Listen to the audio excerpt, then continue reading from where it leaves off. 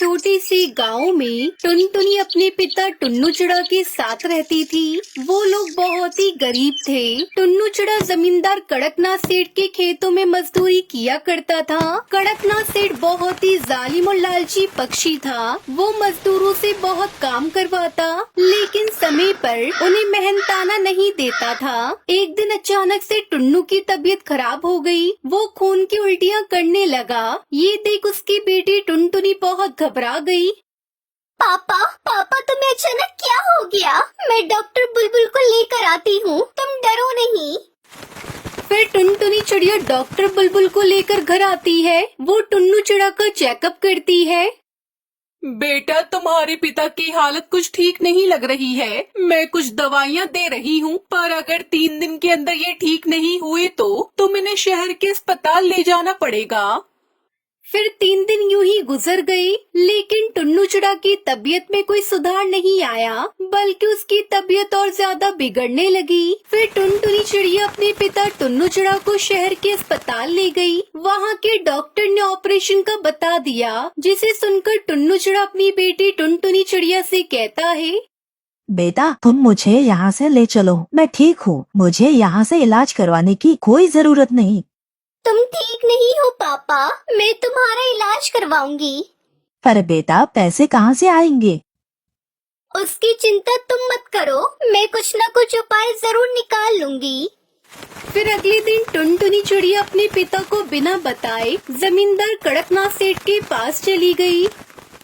मालिक, मुझे आपसे कुछ बात करनी है। मालिक, मुझे 50,000 रुपए उधार चाहिए थे। मेरे पिता की तबीयत बहुत खराब है, उनका इलाज करवाना है। मैं पैसे तो तुझे दे दूंगा, लेकिन तू एक काम कर, अपना घर मुझे बेच दे।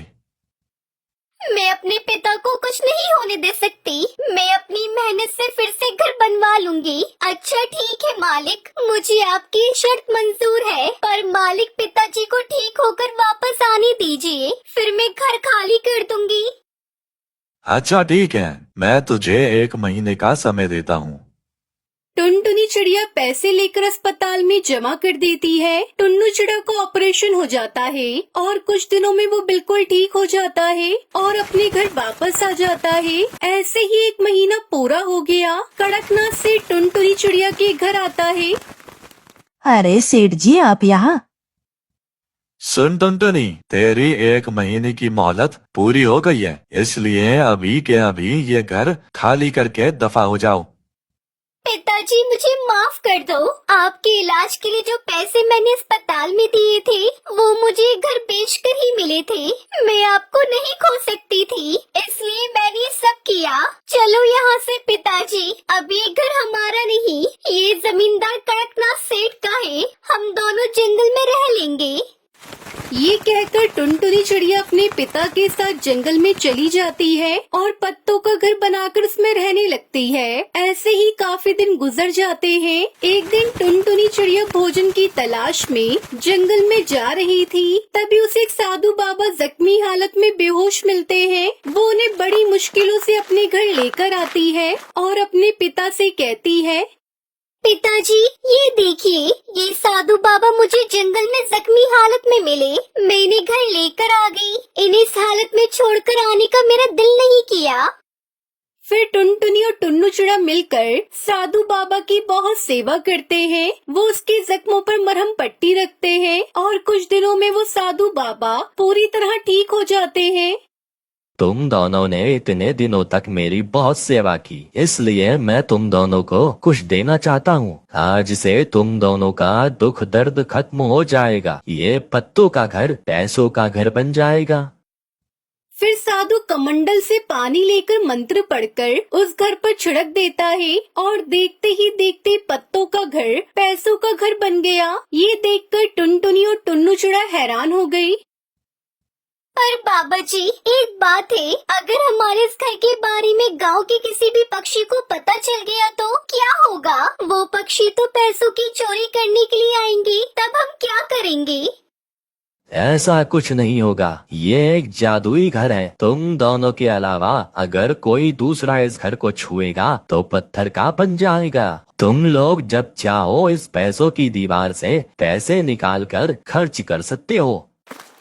इतना बोलकर साधु वहाँ से चला जाता है। तब से उन लोगों की हालत सुधरने लगी। फिर एक दिन हरिया तोता जंगल से लकड़ियाँ काटने के लिए आता है। जंगल के अंदर ऐसे पैसों का घर देखकर उसकी आंखें तो फटी की फटी रह गई और उसने जाकर जमींदार को ये सब बातें बता दी। मालिक मालिक, आज मैंने जंगल में पैसों का घर देखा है।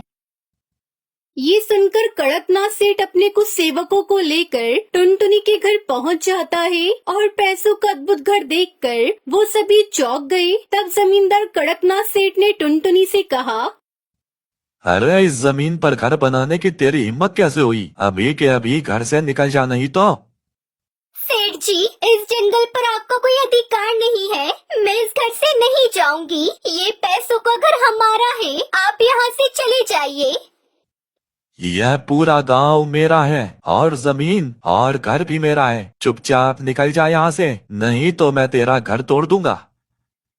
तोड़ना तो दूर की बात है, हाथ लगाकर तो देखिए इस घर को। अच्छा ऐसी बात है, अब देखना क्या करता हूँ मैं तेरे पैसों के घर के साथ।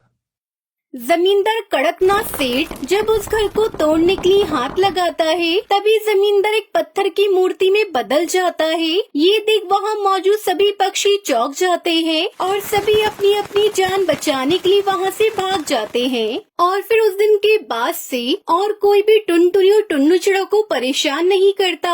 जब भी टुनटुनी चिड़ियों को पैसों की जरूरत होती वो उस घर की दीवार से पैसे निकाल लेती और दीवार पर पैसे आ जाते।